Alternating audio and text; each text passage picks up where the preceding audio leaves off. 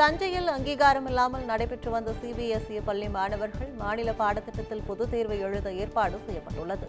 நடுவிக்காடு பகுதியில் சிபிஎஸ்இ அங்கீகாரம் இல்லாமல் செயல்பட்டு வந்த பள்ளியில் 10ஆம் வகுப்பு பயின்று வந்த 19 மாணவர்கள் பொதுத் தேர்வு எழுத முடியாத நிலைக்கு தள்ளப்பட்டனர். ஆட்சியருடன் நடைபெற்ற பேச்சுவார்த்தையை தொடர்ந்து அக்டோபர் மாதம் NIOS மூலம் தேர்வு எழுத முடிவு செய்யப்பட்டது.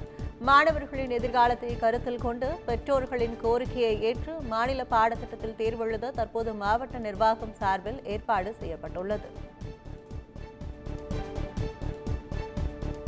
திருவள்ளூர் மாவட்டம் பத்தியால்பேட்டை பகுதியில் நெடுஞ்சாலைத்துறைக்கு சொந்தமான இடத்தில் கட்டப்பட்டிருந்த தாவேக மாவட்ட அலுவலகம் இடித்து அகற்றப்பட்டுள்ளது.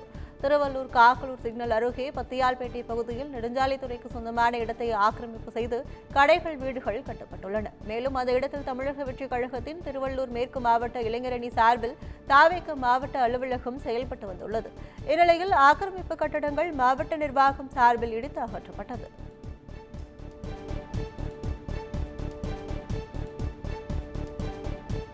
வேலூரில் தனியார் மருத்துவமனை பெண் மருத்துவர் பாலியல் வன்கொடுமை செய்யப்பட்ட வழக்கில் சிறார் ஒருவருக்கு 20 ஆண்டுகள் சிறை தண்டனை விதிக்கப்பட்டுள்ளது.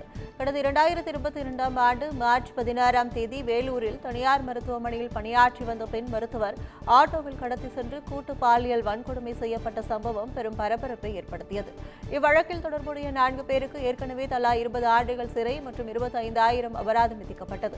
இந்நிலையில் 5வது நபரான 17 வயது சிறுவனுக்கு தற்போது 20 ஆண்டுகள் சிறையும் 23,000 அபராதமும் விதித்து வேலூர் மகளிர் விரைவு நீதிமன்றம் உத்தரவிட்டுள்ளது.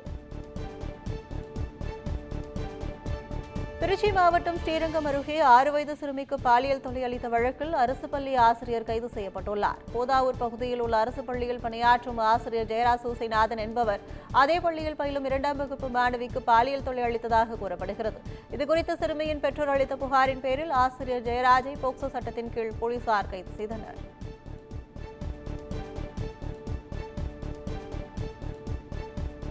கோவைக்கு வரும் மத்திய உள்துறை அமைச்சர் அமித்ஷாவுக்கு எதிராக கருப்பு கொடி போராட்டம் நடத்த 20க்கும் மேற்பட்ட அமைப்புகள் முடிவு செய்துள்ளது. கோவையில் வரும் 25 மற்றும் 26ஆம் தேதிகளில் ஈஷா யோகா மையத்தில் நடைபெறவுள்ள சிவராத்திரி நிகழ்வில் மத்திய உள்துறை அமைச்சர் அமித்ஷா பங்கேற்க உள்ளார்.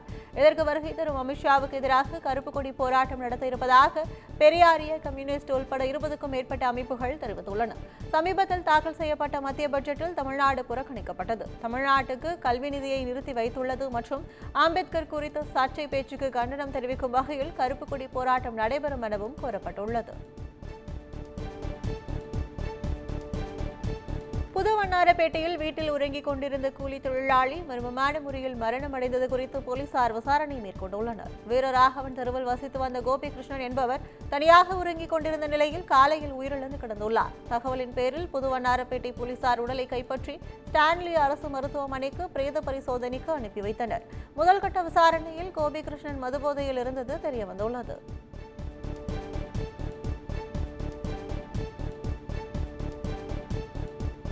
சென்னையிலிருந்து ராமேஸ்வரம் சென்ற சேது விரைவு ரயிலில் வெடிகுண்டு இருப்பதாக பொய்யான தகவலை கொடுத்த இளைஞரை போலீசார் கைது செய்துள்ளனர். சென்னையிலிருந்து ராமேஸ்வரத்திற்கு கடந்த ஞாயிற்றுக்கிழமை மாலை சென்ற சேது விரைவு ரயிலில் விருத்தாச்சலத்தை சேர்ந்த தண்டாயுதபாணி என்பவர் முன்பதிவு இல்லாத பெட்டியில் பயணம் செய்துள்ளார். அப்போது கூட்டம் அதிகமாக இருந்ததால் தரையில் அமர்ந்து பயணம் செய்ததாக கூறப்படுகிறது. இதனால் கோபமடைந்த அவர் கட்டுப்பாட்டு அறைக்கு தொடர்பு கொண்டு ரயிலில் வெடிகுண்டு இருப்பதாக கூறியுள்ளார். தகவல் அறிந்து சென்ற அதிகாரிகள் ரயிலை சோதனை மேற்கொண்ட நிலையில் புரளி என தெரியவந்துள்ளது. இதனை அடுத்து பொய்யான தகவலை கொடுத்த இளைஞரை போலீசார் கைது செய்துள்ளனர்.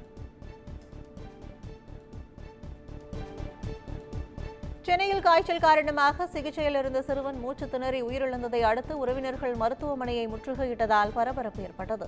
திருவள்ளூர் மாவட்டம் பொன்னேரியைச் சேர்ந்த தினேஷ் பார்வதி தம்பதியினர் தங்களது 4 வயது மகனை காய்ச்சல் காரணமாக சென்னை ஐனாவரத்தில் உள்ள தனியார் மருத்துவமனையில் சிகிச்சைக்காக அனுமதித்துள்ளனர். அப்போதும் சிறுவனுக்கு திடீரென மூச்சு திணறல் ஏற்பட்டு சிறிது நேரத்தில் உயிரிழந்துள்ளார். மருத்துவர்களின் தவறான சிகிச்சையால் சிறுவன் உயிரிழந்ததாக கூறி உறவினர்கள் மருத்துவமனையை முற்றுகையிட்டதால் பரபரப்பு ஏற்பட்டது.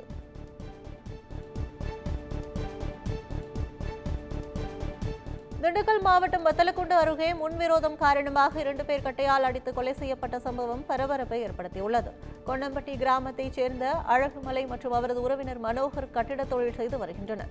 இவர்களுக்கும் அதே பகுதியைச் சேர்ந்த நவீன்குமார் என்பவருக்கும் இடையே முன்விரோதம் இருந்து வந்ததாக கூறப்படுகிறது.